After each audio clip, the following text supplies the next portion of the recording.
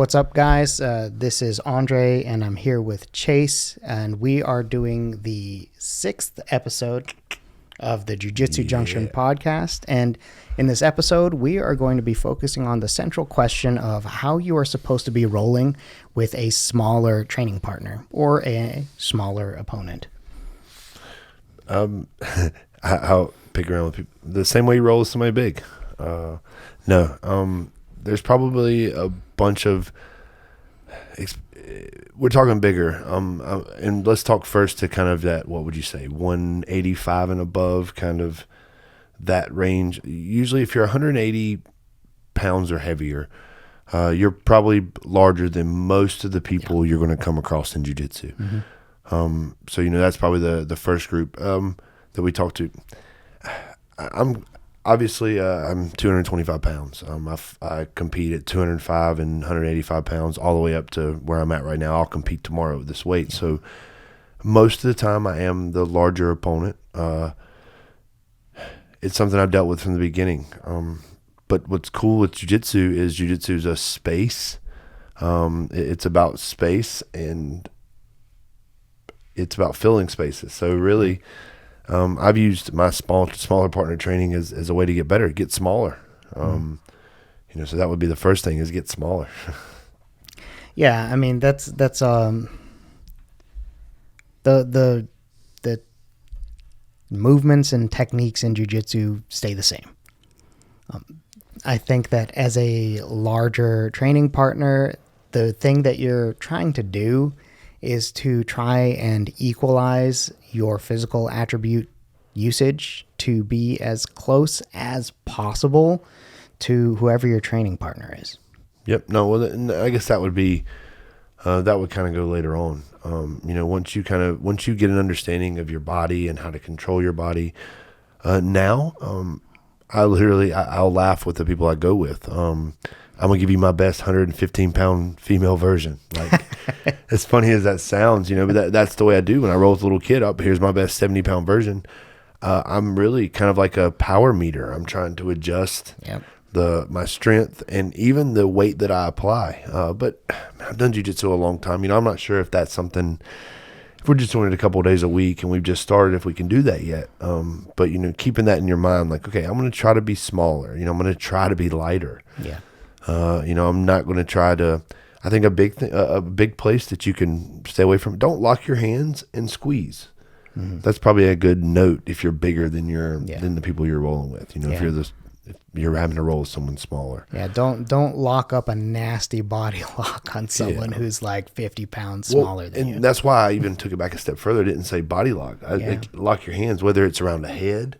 Yeah. Whether it's around a shoulder, around a leg, like all those are places where when you lock your hands, you're kind of using your strength and your size kind of to the advantage. Yeah, and you really can't, like, if you squeeze or lock your hands, that is just, you can't do that lightly. Yeah, no. So that's a good place to stay away from.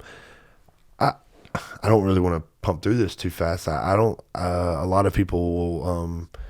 We'll just go from your back. But I've seen the bigger, stronger person go to their back and they just throw the smaller person around. Oh my God, yeah. The one-arm bench press. So I don't know if position makes a big difference in if you're smaller. Don't get me wrong. I still think that if you're larger, you start on your back. Oh, for sure. Not saying, but like that, you could start on your back and not fix the problem. For sure. I guess we're not addressing a problem, but it is a problem. It is bigger. A problem. It's a problem that the problem is. I'm the big guy here too. I'm like, it's not a problem. No, it probably is a problem. Of course, it's not a problem for you. I'm a bigger guy too. Like, I've been anywhere between 190 and right now I'm a pretty chunky 215, right? So it's something that I have to deal with too. And the way that I approach it is that I start on bottom and I work on sweeps. I try not to ever really devote my entire weight to anything, like be it an arm drag from bottom all the way to how I apply top pressure. Yeah. Right. So I really only try to body lock and squeeze people who are within 15 pounds of me. Yep, that's kind of mine. 15 pounds. Okay, you're almost my size. We can Yeah, I can use my real strength if I need to, right? Or at least get closer. Yeah. A lot of times I use my rolls with the smaller opponent as a round to be more technical. I like to roll before I compete. I really, really, really love rolling with somebody smaller. I used to have, not used to. One of the kids I coached come with me to competitions, and I would roll with him before I would go compete. It just awareness. I have to pay more attention to what I'm doing because I don't want to, leave my leg behind and drop my leg on them. I don't want to kind of relax and get out of position and drop too much weight on top. So I have to really be aware, and it kind of gets my brain going for competition. So I love the smaller roll. It's something I probably try to go to more than not as somebody who's a little smaller just because of the focus I have to do. But it requires that. It requires an extra effort on my part as a bigger opponent to not injure the person in front of me. Yeah, for sure.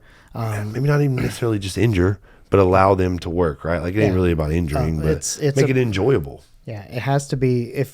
If people are avoiding you as the big guy, then you're doing something wrong. That's my kind of thought about it. For sure. There are lots of little minutia you could talk about that can, make it better for your training partners, but just kind of being sensitive to what's going on in the moment. And if you look down at their face and it's red, stop what you're doing and try to adjust what's happening. You don't have to, don't be patronizing with them. Everybody knows you're bigger and stronger. You don't have to treat them like they're made of paper. Yeah, give them some respect, right? You don't go, oh yeah, you're my rest round. Yeah, and that happens. People really say that. Yeah. It's super. Listen, people that do jiu-jitsu for a long time, they're like, well, I'm giving them stuff. No, you don't have to treat it like they don't know what they're doing. You can still stick to your principles, stick to your movements, keep your elbows in. Yeah. That's why the first thing I said was the same way you roll with anybody. Yeah, but, exactly. You just be extra maybe against, when you're going with somebody equal size, you can, I'm going to compete for this position a little bit. Let's see who's a stronger person. Yeah. But man, take that out the window. Jiu-jitsu, you'll hear the metaphor about, getting rid of your ego. Kind of throw your ego out the window when you go with somebody smaller. You're not competing with them. They're smaller than you. Yeah. So kind of throw it out the window and allow things to happen. Kind of my meat and thought, the meat and potatoes of what I think about this. It goes to, and we'll do a podcast eventually about it. We'll do a video about it. But that 50-50 mark, I think it's so important when you're going with people smaller. Again, me being a coach, going with kids all the time, I have to live by this. I don't want to ever beat someone if 50-50 is the point where we're both working a technique and the technique stops. To win the technique, I just have to go to 51. And then for them to win the technique back, they just have to go back to 50. And then for them to win it, they take me to 49. So they're not beating me by too much. So that would be like if I have to apply 100 pounds to hold you down, I don't want to hold you down with 150 pounds. Right. That's 50 pounds more than I need. So, really learning that parameter of okay, if I'm holding this person down, okay, they can't move. Okay, they can move a little bit. I'm loosening up. Okay, they can, they can actually, I let too much. They popped up. Okay, next time I don't need to let that much up. But that's going to be detrimental to any white belt, anybody learning jiu-jitsu, even the smaller opponent. But for someone bigger, we've got to learn how to fill out that 50-50 mark, fill out, what's needed and what's not. This is going to be really valuable when you get up in the higher levels. Because if you're using 40 pounds more than you need to use, then you're giving me 40 pounds to use against you, at a later level. So it's not just about etiquette at a later level. Yeah. Yeah. It starts out as etiquette. You learn a whole lot. That's beautiful, right? That's etiquette. And in the end, it's what gets you in trouble. If you hadn't conquered that yet. Yeah. Yeah. Finding a way to play with that teeter point is super valuable because understanding energy transfer and weight distribution just happens so much better if you have really good fine control of how you're using your weight and how you're using your strength. Yeah, we need to go over how to. That's a big one. This is going to be its own dedicated topic at some point. That's a tough one. It's a very tough one. And that cures a lot of. We're probably going to have 100 questions. That little bit of that 50-50 just that'll answer it for you. That'll help you out with the smaller opponent for sure. Yeah, it's going to make it. If you play with the teeter points, you modulate your strength, you modulate your weight distribution. It's going to help you execute so many techniques. And it's going to make you a very pleasant person to roll with, even if you're significantly bigger than whoever you're rolling with. Like if I can roll with my 60-pound son, then you're going to be able to figure out how to roll with that 115-pound woman, 150-pound guy if you're over 200 pounds. You're gonna be able to be a good role for both your own learning and their learning, and it's just people are gonna enjoy learning with you, right? Let's go ahead and cut some of the questions out. Like you're gonna have, and obviously we'll probably have a couple in the comments, but what if when I go with that smaller person, it feels like I can't hold on to them and they're faster than me, and I feel like that's all I can do is grab them and hold them. I'll go back to the technique there. If we could record that roll where that smaller person, maybe you didn't hold them in side control, or you hand fought and they spun to your back really fast and choked you. You're like, man, what happened? Well, you're probably getting extended. You're probably grappling as if you're grappling somebody big, when really you should be grappling somebody small. Something that little and animated. But it's going to come down to positioning. So. Yeah. You'll have a couple of those thoughts. Well, if I don't grab them hard, I can't hold them if I don't grab them hard. You're messing something up fundamental. Yeah, it's just fundamental. You're and it's probably you're too wide. That would be my first check. So that's something I think bring your elbows closer in. Yeah. Bring your knees closer to your elbows. Yep. You tuck your chin. Yeah. Yeah, and that'll probably help. With the majority of it. Now, I will say I have told guys, well, hey, they are a little quicker, so you got to move quicker. That doesn't mean you have to move more physical. Doesn't mean you have to be stronger. No, you just might need to move a little quicker. Yeah, moving faster is not the same thing as moving with strength and power against your opponent. Yep. And like when I hear somebody say something like, "Oh, they're just beating me to the corner," I'm like, then either you're not being small enough, or you missed a framing opportunity. Yeah, for sure. Again, it's going to go to where you're going to try to say, "Oh, it's that," and it's like, "Oh no, it's the straight frame to a tricep or a shoulder or to a head or to a neck that nullifies a lot of the." Being beaten to positions. Yeah. So for sure. And I find that bigger guys are often more comfortable with finding a frame than getting small and moving. Yeah, well, they're able to push a lot, I think. That's because as a big guy, you're able to push things. I think that's one of the things that separates, at early stages, a big guy being able to grapple well. We talk about Kerry Miller, one of the guys at our gym. He'll be on the next podcast. he can, and listen, he could push this house down if he wanted to, but I'm pretty sure if the house was trying to push him, he could just frame on the house and the house would never push him. He would just slide and then pop up. He just understands frames so well. And I think that's a way to kind of safely, and I guess even if you're big and maybe you're worried about hurting the person, maybe it isn't, you think you're going to hurt them. No, you're genuinely worried that, man, I'm 50 pounds heavier than this person. Like, I don't want to hurt them. Frames might be your best route because frames are so safe. Frames don't push. Frames set in place and they hold space. So, frame is actually, man, and this will have to be a series where I teach it. I've never thought about it until today. We're talking on the podcast, but even in a frame, like I could, you're teaching a frame, like you're not pushing with a frame.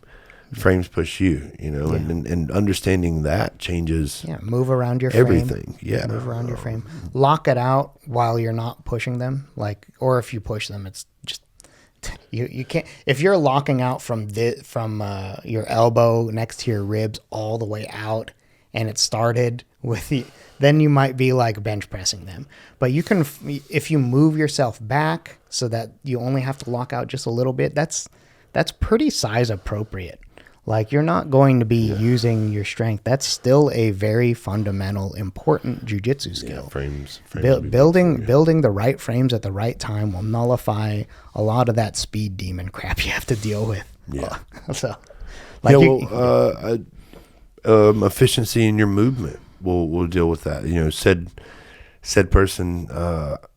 Anytime I go, all I would do is make sure that I spiraled tighter when I would shrimp, because I know that she's just covering more ground than me. Yeah. So like in a circle, the quickest route is just to cut that off more. So I would just have to cut that angle a little more. You do that by being smaller too. Like getting yourself smaller. I can physically think about what I would have to do. I would touch hands and I would have to tuck my elbow and turn. Sorry. And I've tucked my elbow and turn. So yeah, it goes on to you though, you know, kind of there. I really like the frame, before I pass off the frame part.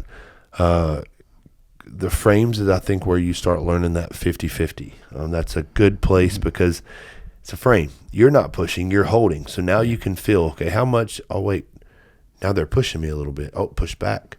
And you can really feel that frame there. And then that's going to allow you to kind of that comfort. Okay, I'm not pushing them. I'm not bench pressing them. I'm not throwing them. No, they're the ones actually giving me the energy. Now I'm going to try to move around it. Yeah, the cool thing about frames is that it creates a really easy to identify teeter point, because it's not a teeter point based off of strength or a teeter point based off of like raw movement and weight. It's structurally driven. It's structure. And the way that you win a frame, either as the person framing or the person passing a frame, is by cutting an angle. And when you're cutting an angle, it doesn't matter if you're the big guy or the small guy. So you're creating this space where you can play. And it's a place where you can play, and weight and strength is not as relevant. So when I'm rolling with women or smaller guys, I play around a frame. Like I'm like, okay, I'm working on this frame right here, and we're gonna see who wins this. And I actually like kind of have some of those things in mind before I start my roll with whomever I am eyeing across the mats. That's actually now, with the exception of probably my main training partner, Carrie, probably my best rolls as a whole.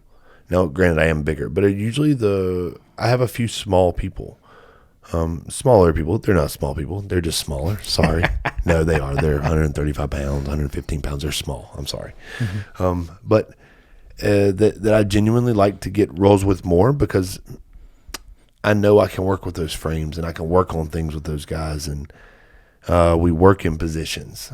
So, you know, I actually value my small training partners almost more than I do my large. I'll pass up a large training partner that doesn't give me any interaction for a smaller training partner that gives me action. You know, I remember a time where I didn't want to go with smaller people. I remember that. When I first started MMA, because I was just like, I'll just smash smaller. And I did just smash smaller people. I did. Yeah, but that's because they were smaller people that were new. You know, They were smaller people new. They didn't know what they were doing. And I was just a big guy that would wrestle, and I would pin them down and pass their guard and get them out and punch them. You know, like, oh, I'm sorry, this is jiu-jitsu class, like that kind of stuff, you know. So I remember that, but it didn't last long, because the first guy that smashes you and puts your face in the ground and goes the full mount and punches you, you're like, man, that wasn't fun. Maybe you mean that's what I've been doing to all my friends? I'm so sorry, guys. I'm sorry. Shit. Listen, I have that flashback every time one of our purple belts, it'll be a brown belt soon. He's always like, Chase, every time you give me, like, I'm sorry that I'm making fun of you. Every time you give me, I hope you watch it. Every time you give me pressure, man, God, you're just a different person. It's like, yeah, but that's not fun for me. I feel bad. I really like to match people. I guess it's because I've always been not always, but most of the time I'm a bigger opponent. The bigger of the two. And I love to train. So in order for me to get good training, I had to be a non-threat to smaller people. There were days where it's me and the other 3 people in class are under 150 pounds. Yeah. So I have to be a non-threat every time I touch hands with people, because I could touch hands with somebody for 100 times, and one time I'm kind of too rough, I'm too big. They'll avoid you. They'll totally avoid you. So I paid particular attention. Yeah. To how I've treated the smaller and made sure that, that I'm non-threat, and I'm completely a non-threat to the smaller people. Thank goodness.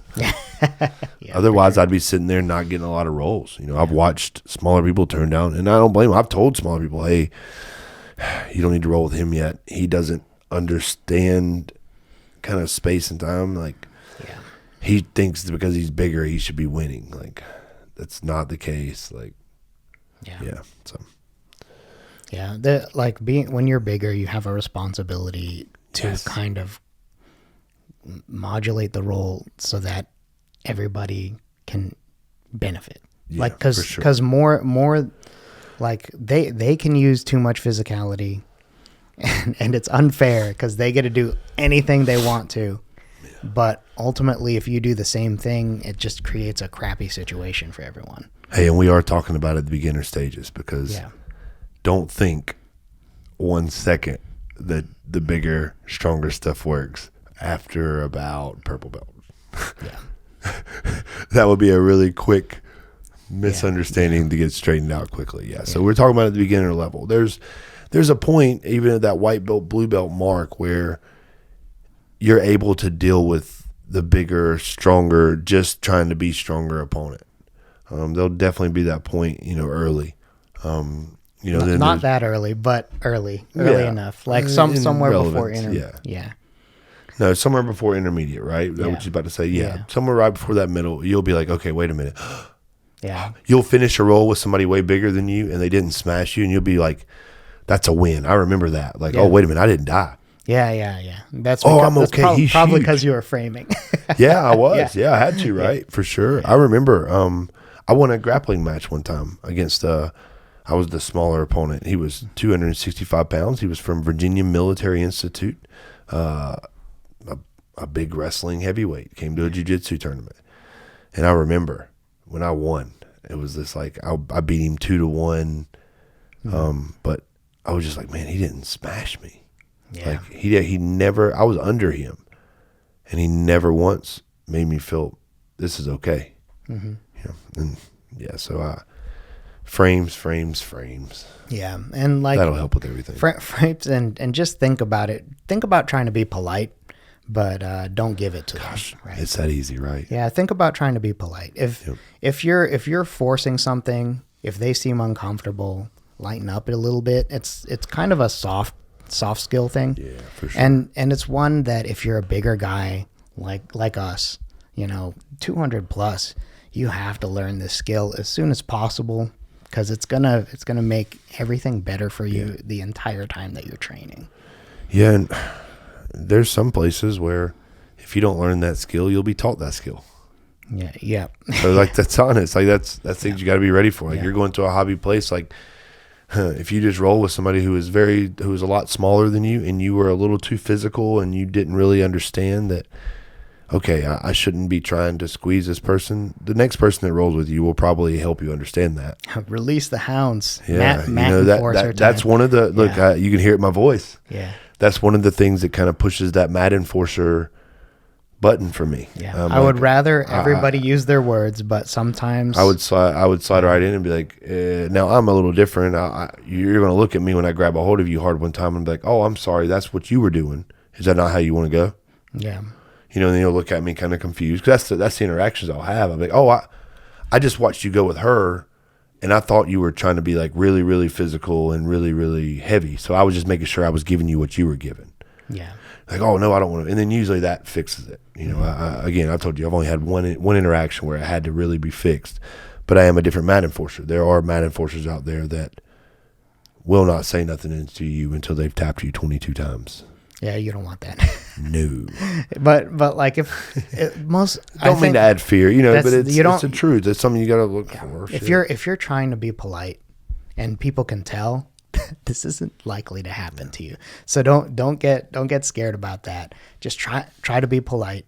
Try to have a little bit of compassion if they're a lot smaller than you. Work with frames and make sure you listen. We're telling you how to be polite too. Yeah. That's something. I think that's no one tells you how to be polite as a big guy. No, nobody tells you how to be polite in general. They just tell you to be polite, and it's like, but polite is so different in different places. It's like, I've done something before, man. I thought I was being polite by telling them ahead of time that that's a stupid idea. Yeah, but it's like, no, that's not polite. I'm like, wait a minute.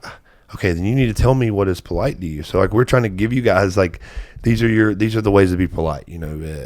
That's how you're going to be polite, and that people are going to recognize that within the jiu-jitsu community. That's what we can bring, right? Is the like tell you how to be polite in these cultures. Like, because people don't give you really concrete advice. They just say be nice. Yeah. So let's to close it out. Let's kind of go for like what those things are, and before we get into that. Just being nice and trying to be polite will probably keep you from getting smashed by the mat enforcers. For sure. So just make a concerted effort. Try like, if nothing else, just try to moderate how much weight you're using and try to avoid using too much power in a way that's going to, take technique out of the picture, right? Work on, like, the easiest way I find to do that is to work with frames instead of, some of the push and pull levers, right? Yeah, frames you can push and pull, but that requires more soft skills than just having a frame and working around it, right? So like that would be the first place I would start trying. So like, okay, so the rundown of how we can be polite. Start on bottom. If you can. Yeah, start on bottom. Slower movements. Yeah, slower movements. Yeah. That's less explosion, slower movements. Because power is weight and talking. Like, you can literally like, hey, listen, I'm really trying to figure out kind of how I need to go. I know our size is different. I know we can go, but I'm trying to fill this out. Like, yeah, people will appreciate that. Oh man, so much. I remember going with the first girl, and the girl looked at me like she's scared. I'm like, hey, listen, just try to go normal. It's okay. I'm going to watch what I'm doing too. Mm-hmm. And that kind of broke the wall. And she's like, okay, cool. And we roll. So, speak, let them know that that's something you're trying to do. I think trying to understand that 50-50, even if it's not by winning the take, but even in the role, like, if they're not going that hard, you're not going that hard. Like, you're just matching. Match the energy. Just matching their energy for that 50-50 is going to be one of the most polite things you can do. Mm-hmm. Right off gate. Mm-hmm. What else? It's probably those are the major ones. Yeah. Like, just treat them with politeness and respect. Like, don't talk down to them because they're smaller. Oh, I guess that's one. The whole no, like, let's say you get it, like, most of the time they don't want to be I say they, but when you go with somebody smaller, like, they don't really want you not going hard on them. Like, they don't want that. They're not looking for that. They're looking for you to interact with them. And I've heard guys get done and be like, oh, well, I'm just stronger and you can't move. It's like, no, if that's the case, they know that. Yeah. So like, anything added to it, that isn't like, oh man, I'm sorry, I just didn't know what to do in that position, or, it's really grabbing and holding somebody and making sure you're not grabbing and holding. That'll be another. Yeah. Don't squeeze. Yeah. Squeezing, because squeezing is not moving. Yeah. Yeah. I mean, I don't really set out to submit smaller training partners several times. I just look for the teeter points. I play around them. Yep. And I usually just play around frames and try different things around those. And as you get more experienced, it's going to be more clear what we're talking about. But just by starting to try to be a good training partner, you're going to be pulling ahead of all the other bigger guys that are at your gym. All right, so this is the end of episode 6, where we talked about how to roll effectively with a smaller training partner. We hope you found it helpful. Leave comments below if you want any specific guidance or have any other questions that you'd like us to cover in the future. So thank you for watching.